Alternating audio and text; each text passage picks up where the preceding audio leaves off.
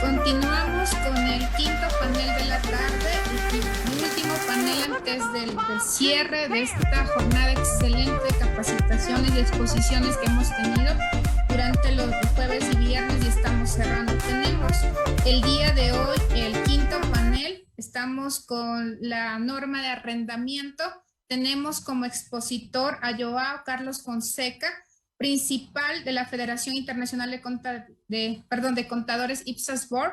Estamos con el moderador a cargo, que es Leonardo Nascimento, que es especialista del Banco Mundial.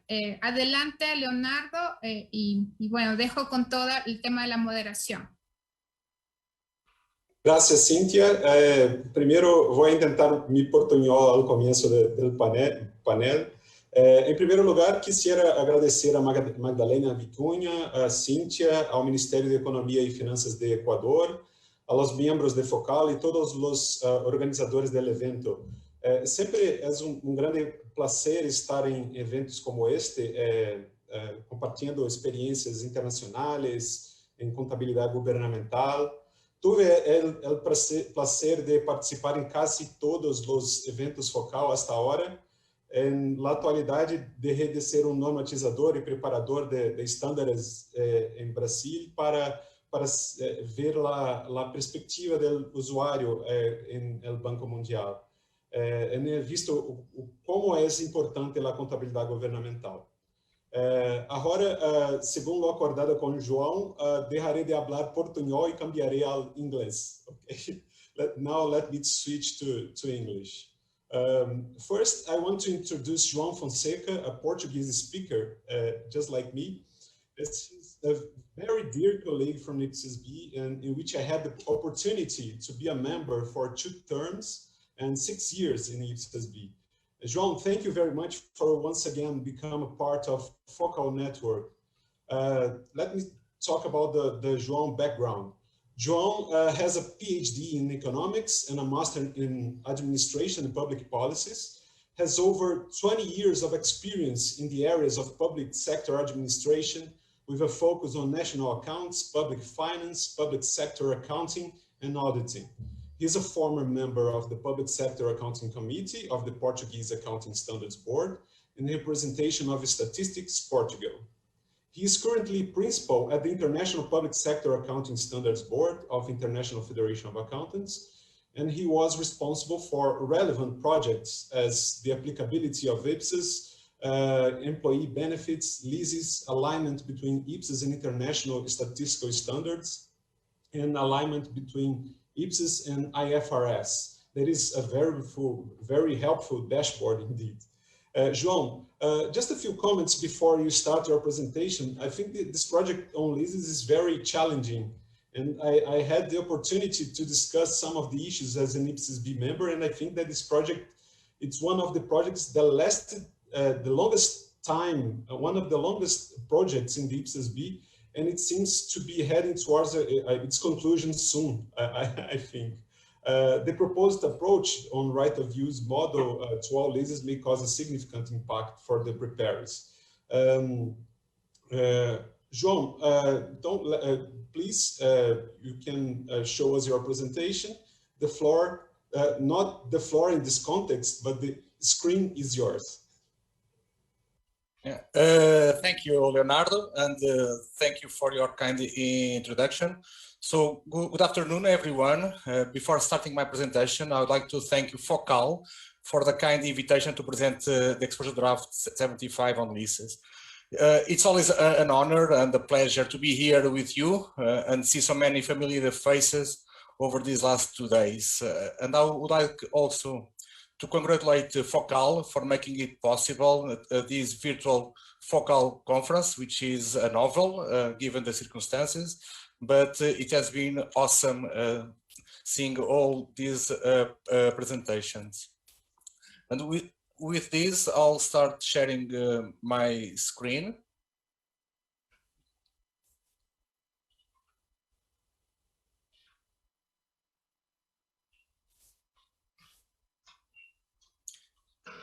So I'll be presenting what is the latest proposal from the IPSAS-B on leases.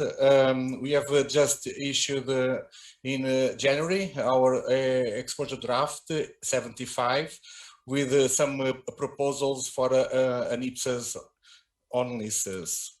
So why the need for a new leasing standard in the public sector?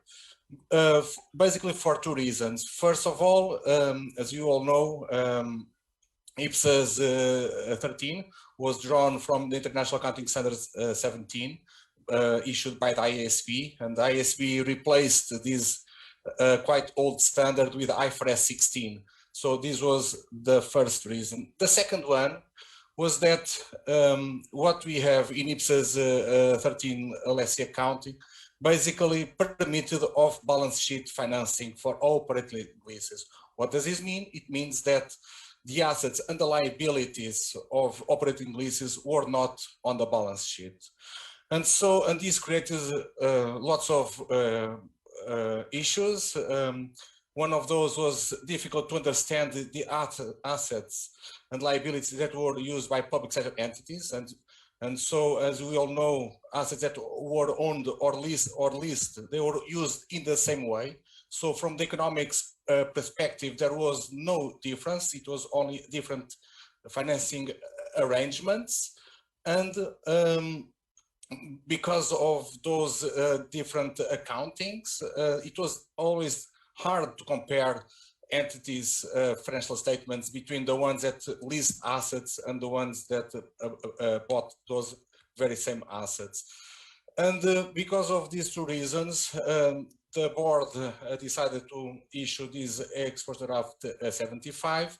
But before the exposure draft 75, as Leonardo has already addressed, so this project has been going on for several years now. It's one of our longest projects on the table. And before ED 75, we issued ED 64, which basically here are the summaries on the right side of the slide with the summary of the responses from our constituents to exposure draft 64. And what would conclude is that for lessee accounting, there was a strong support for the right of use approach. So the first graph on the left upper side of the slide. However, for lessor accounting and concessionary leases, which was also a novel compared to the IFRS 16, there was mixed feedback on proposals. So simply our constituents did not have a unified view on the economics and the accounting from the lessor side and on concessionary leases. Because of this, what the board decided was basically to have a two-phased approach to the leasing project. The phase one was to ground the lessee and the lessor accounting model, and basically by issuing exposure draft 75 basically on IFRS 16 aligned standards. So this means that both lessees and lessors would have the same accounting model as from the IFRS 16.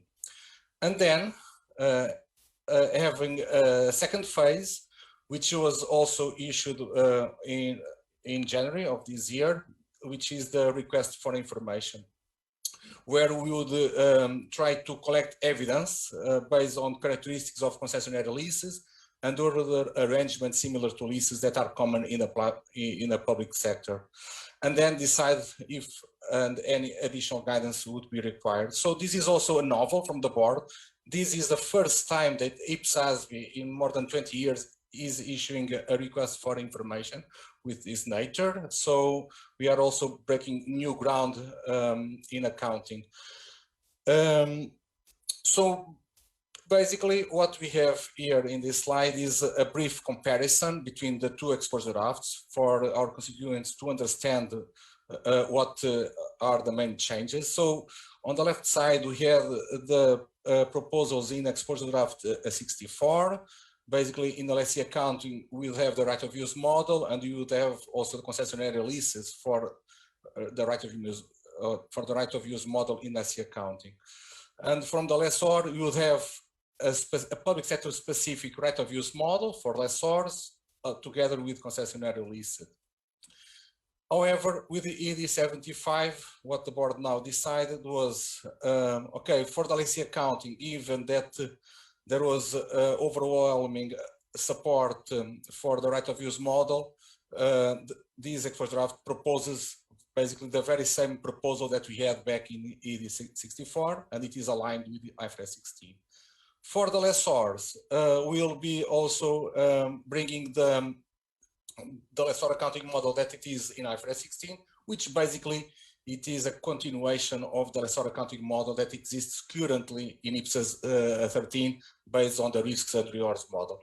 So this shows that the same transaction will be accounted in a quite a different way from both parties to the same transaction.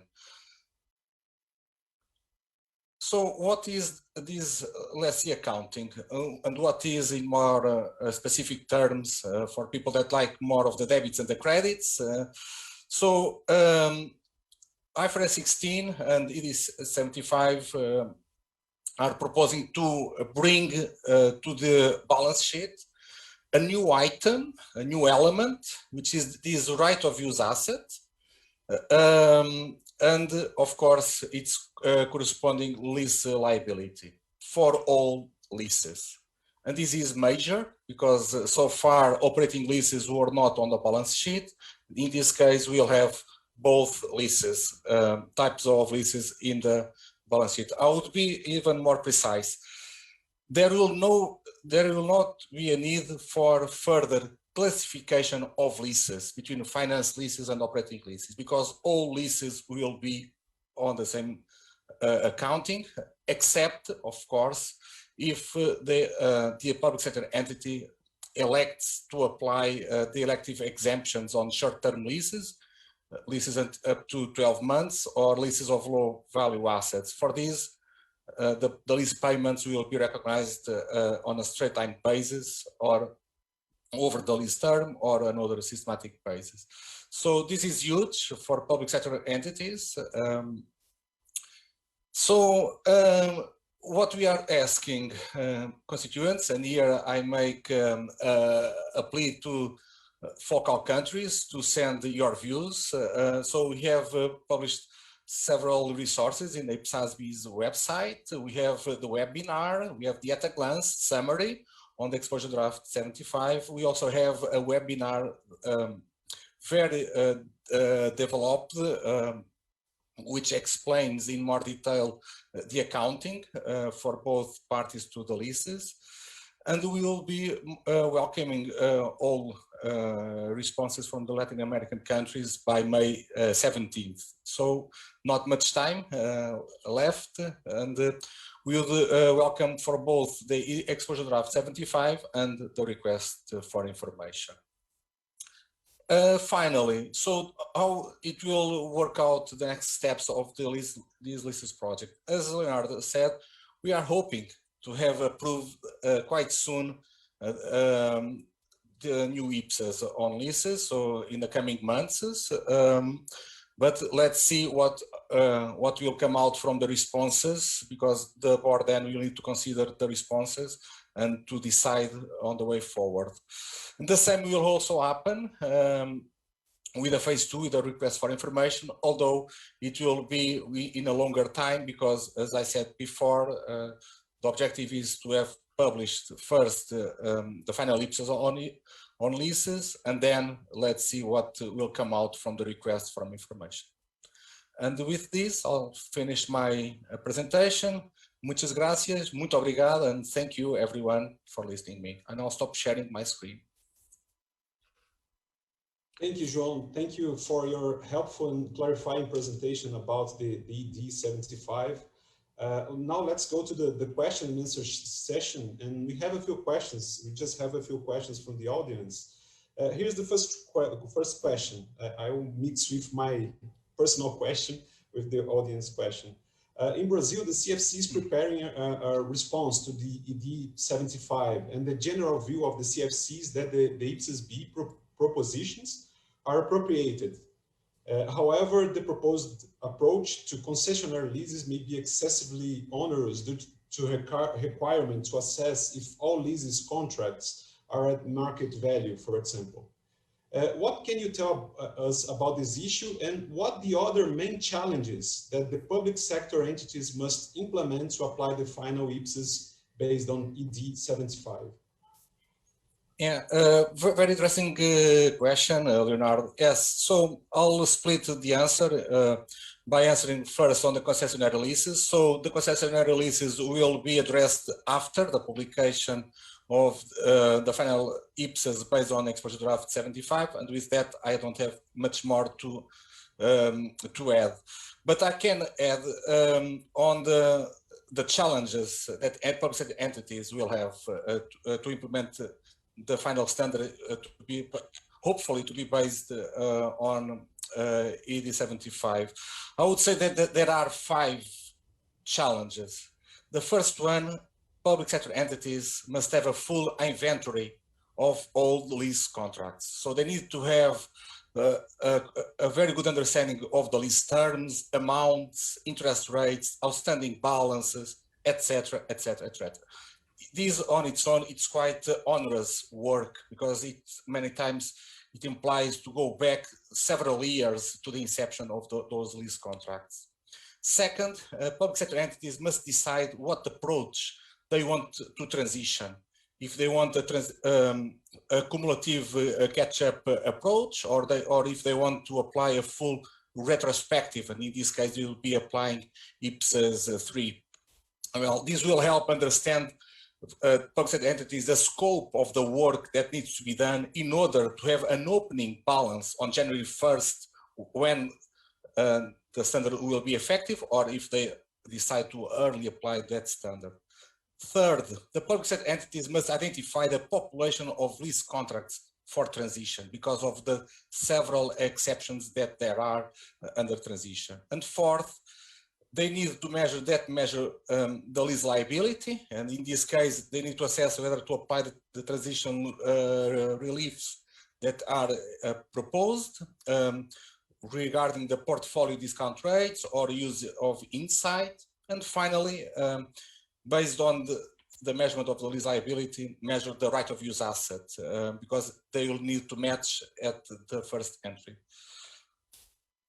And that is all. Thank you. Well, we have 2 more questions from the audience.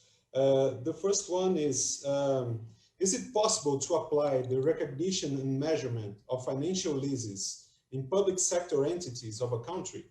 It's a broad question. Sorry, can you please repeat? I didn't understand. Is it possible to apply the recognition and measurement of financial leases in the public sector entities? Well, with the new standard, there will no longer exist finance leases or operating leases for lessees. This means they will need to reassess the transaction that they have on the financial statements and reclassify and perhaps remeasure that transaction according to the new standard that it will be issued. Okay, thank you. We have another question. What are the main consequences in the financial reporting of public sector entities when applying the final IPSAs based on ED 75? Yeah, yes, there are 3 main consequences in terms of the financial reporting. And in this case, I'm talking about the statement of financial position and the statement of financial performance. So the first one is that lessees in the public sector will not need to classify leases between finance leases and operating leases, just like I've said before, because all leases, except the exceptions, will be recognized on the balance sheet. Second, lessees that had old operating leases, they need to recognize on the balance sheet. This means that from both the asset side and the liability side, the statement of financial position or the balance sheet will be bigger. The numbers will increase significantly. depending of the entities that have those type of arrangements. And third, for licensees that had the old operating leases, there will be a change in the composition and the amount of expenses that are recognized throughout the lease term. So this means that we no longer have a straight line expense that we had under operating lease, and we'll have now two components, an interest component and a depreciation component related to the right of use asset. So this, depending of the amount and the timing of where the lease are in terms of the term of its lease, the effects might be quite significant associated with the increased leverage because of those liabilities coming all to the balance sheet. Thank you very much, João. The other question is, we, as users of Ipsos, we noted that in addition to ED 75, the Ipsos B issued another paper, you commented on your presentation, that is the Request for Information, or RFI. Can you tell us about what are the main objectives of the RFI on concessionary leases and other arrangements similar to leases? Yes, well, as I said, this is a very novel document that the board has published, and it was a reaction to what constituents said in the responses to the exposure draft 64. Many constituents raised issues with several types of transactions that they were seeing in the public sector. They could be assimilated to leases, so that there was some transfer of rights to access. There was also some rights associated to the use of the asset, and also related to the types of concessionary leases, as you also said, that are leases below market terms, and how do that operate also in the public sector and its financial reporting consequences. Because of the diversity of these situations and views that were expressed, what the board decided was, okay, let's park all those issues in a separate document and ask more information on those issues. That's why that the objective of the RFI is precisely to gather constituents' input on the characteristics of concessionary leases and other transactions that are common in the public sector, precisely to help the board then to better address and understand and address in terms of a new standard going forward. Thank you, João. Another question from the audience. The Ipsos B provides training on the implementation of these standards? No, the role of the Ipsos B is to issue standards. We don't provide training in a normal way. However, we do provide lots of materials and resources that help practitioners to apply the standards. We have published, together with the International Federation of Accountants, several implementation models. We call it the Train for Trainers, which will help implement the standards. We have also other resources, staff question and answers that help explain how the standards can be applied in specific areas.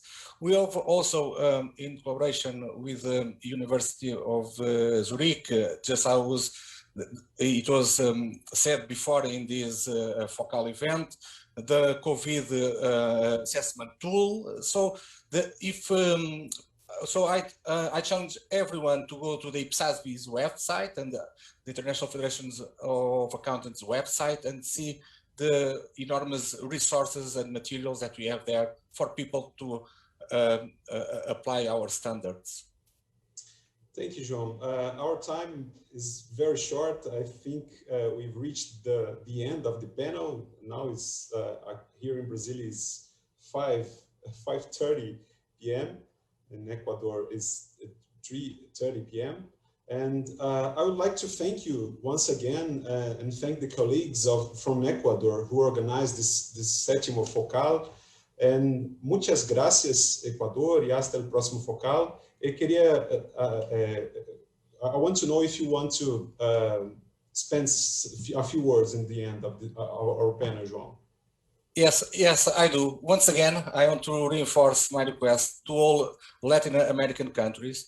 Please answer to our exposure draft and request for information. We very welcome your responses, and will help the board to design the next standard on leases. Thank you.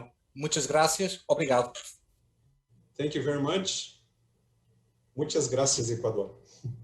Gracias, Joao. Gracias, Leonardo. Gracias, un excelente tema y muchísimas gracias por siempre apoyarnos, Joao, con todas las normas y con las actualizaciones. Y bueno, Leonardo, ahora que está desde el Banco Mundial también, muchas gracias por todo el apoyo en el focal y por siempre estar en este tipo de eventos, apoyándonos con los temas que se están presentando. Gracias.